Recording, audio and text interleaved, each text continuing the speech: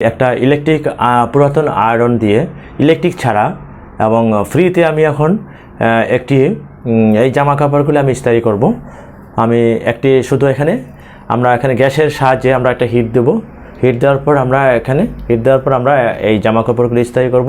আমরা এই আসছে আমাদের গ্যাসের চুলা, আমরা গ্যাসে হিট হবে। হ্যাঁ, এভাবে আমরা একটু পানি দিয়ে ছিটিয়ে নিতে হবে।